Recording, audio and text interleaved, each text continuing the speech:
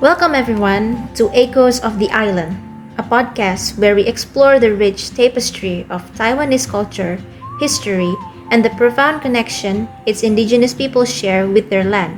I'm Nabila.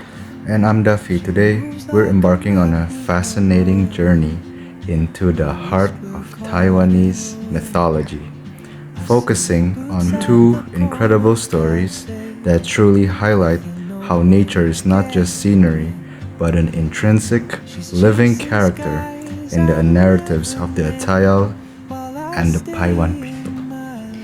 That's right, Daafi. We often view nature through a Western lens as something to be admired, exploited, or protected, but often separate from our core identity. For many indigenous cultures, however, the mountains, rivers, and even the rock are sentient beings, ancestors or manifestations of the divine. Exactly. And our first stop today takes us to the highlands, to the Atayal people and their powerful flood myth. The Atayal are one of the largest indigenous groups in Taiwan, known for their traditional facial tattooing and their deep connection to the mountainous terrain. Their flood myth is particularly compelling because it speaks to themes of creation, destruction, and resilience, all intertwined with the very landscape they inhabit. So, Duffy, can you set the scene for us? How does the Atayal flood myth begin? Certainly, Nabila, the Atayal legend tells of a time when the world was in its infancy. There were two suns in the sky, scorching the earth and making life incredibly difficult. The people suffered immensely under this relentless heat. Two suns. That's a vivid image. It immediately paints a picture of an extreme, almost unbearable environment. Absolutely. The legend states that in their desperation, the people decided they had to do something. They chose a skilled warrior to shoot one of the suns. He succeeded, and the remaining son, out of anger or perhaps grief, retreated, plunging the world into darkness. So, the solution to one problem inadvertently created another. It's a classic mythological trope, isn't it?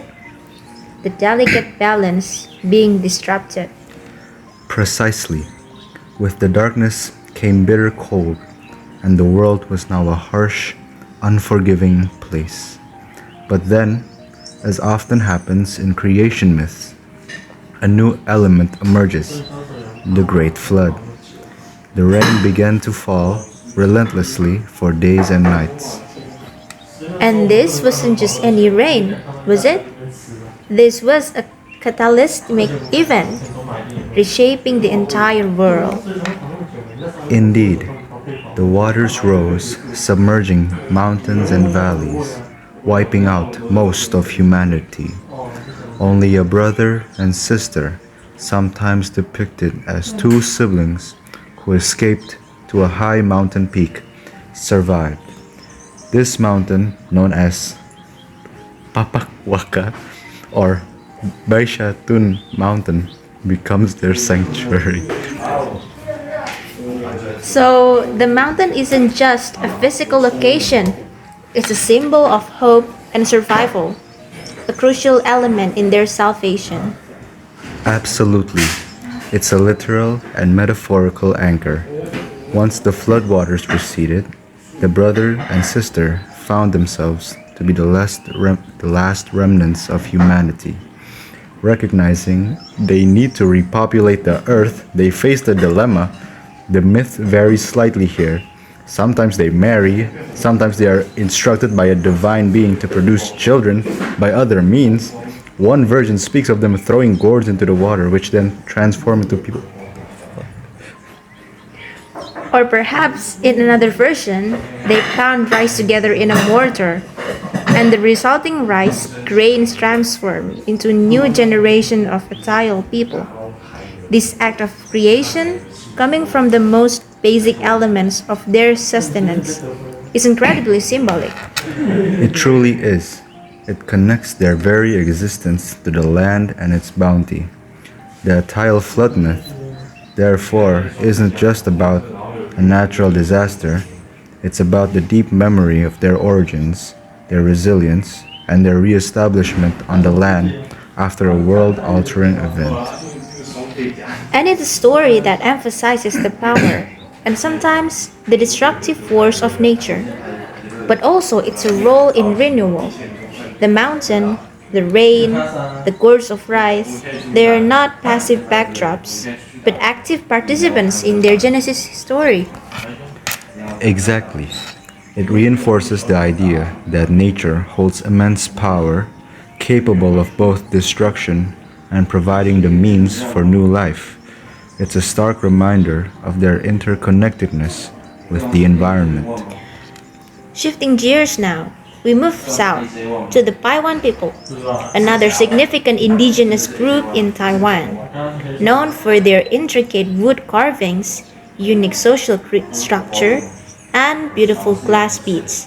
Their legend of Pali offers a very different, yet equally profound perspective on nature. The Paiwan legend of Pali is less about a cataclysm and more about a journey, a transformation, and the spiritual significance of specific natural elements. It's a story that beautifully illustrates how a place can become imbued with deep meaning and even sacredness. Tell us about Pali, Daafi. What is history? The legend speaks of a young man named Pali who was incredibly handsome and beloved by all. He was known for his strength, his kindness, and his exceptional hunting skills. He was, in many ways, the ideal Paiwan warrior and leader. A figure of admiration and perhaps even envy. Where does nature come into Pali's story? Well, one day, Pali was out hunting in the mountains, a place that was both his livelihood and his spiritual home. He pursued a deer deeper and deeper into the forest until he became separated from his companions. The forest, already a place of misery and encounter. Yes, as he ventured further, he stumbled upon a beautiful waterfall unlike any he had ever seen. The water shimmered, the air was cool and invigorating, and he felt an inexplicable pull towards it. So, the waterfall isn't just a geographical feature, it's a place of destiny, a portal of sorts. Precisely. It's often depicted as being unusually vibrant or having an ethereal quality. As Pali gazed at the waterfall, he noticed something extraordinary. A pair of stunningly beautiful glass beads lying at the base of the falls, glinting in the dappled sunlight. Glass beads are incredibly significant to the Paiwan people, aren't they? They're not just decorative, they hold immense cultural, historical, and even spiritual value, often passed down through generations and associated with status and ancestral spirits. They are absolutely central to Paiwan culture, Nabila. Each, each bead has a name, a story, and a particular meaning. Finding such beads would be an event of immense significance. Pali, captivated by their beauty, picked them up, but as he did, he felt a strange sensation, of transformation beginning within him, A physical transformation or something more profound? Both in a way. The legend says that he has held the beads. As he held the beads, his body began to change. He started to turn into stone, slowly from his feet upwards. He was becoming one with the earth, especially with the very rock formation of the waterfall itself. That's a powerful image. It speaks to a merging with nature, an ultimate integration. So, Pali doesn't just die, he becomes a part of the landscape then. Exactly. He doesn't just leave the world, he transforms into an enduring element of it. Legend says that he became the prominent rock formation that stands guard over the specific waterfall, forever watching over his ancestral lands. So that waterfall and the rock formation within it would then be seen as Pali himself. It's not just a place where Pali was, it is Pali. That's the core of it. The site becomes sacred, a place of reverence and remembrance. For the Paiwan people, visiting the waterfall isn't just appreciating natural beauty, it's connecting with an ancestor, with a powerful spirit, with a story embedded in the very geology of the world. It's a living monument, a constant reminder of their history and their spiritual connection to the land. The waterfall and its rocks are not inanimate objects, they are a manifestation of their cultural hero. And this transformation isn't seen as a tragedy in a conventional sense, but rather as an apotheosis, a sacred elevation. In Pali's spirit endures, his presence felt in the rushing water and the unyielding stone. What strikes me about both these myths, Daafi, is how they completely blur the lines between human experience and the natural world. In the Atayal flood myth, the mountain is a savior, the gourds or rice are creatures for life. In the Paiwan legend, a man literally becomes the landscape. It truly highlights a worldview where humans are not separate from nature, observing it from a distance, but are intimately part of it. Their very origins, their heroes, their histories, it's all written into the mountains, rivers, and forests. These stories aren't just entertaining tales, they are foundational narratives that shape their understanding of identity, their place in the world, and their responsibilities towards it. They teach reverence, respect, and deep sense of belonging. And they provide a framework for interacting with the environment. If a mountain saved your ancestors, or if a rock formation is an ancestor, then you approach those elements with a very different mindset than if they were just resources or scenery. Absolutely. It fosters a profound sense of stewardship, not just out of environmental concern, but out of a familial and spiritual obligation. The land is literally their kin, their past, and their future. It's a worldview that perhaps modern societies could learn a great deal from Nabila. Reconnecting with the spiritual and ancestral significance of the natural world could lead to a deeper, more respectful relationship with our planet. I couldn't agree more. These myths are not just relics of the past, they are living traditions that continue to inform and inspire. They remind us that there are many ways to understand and relate to the world around us.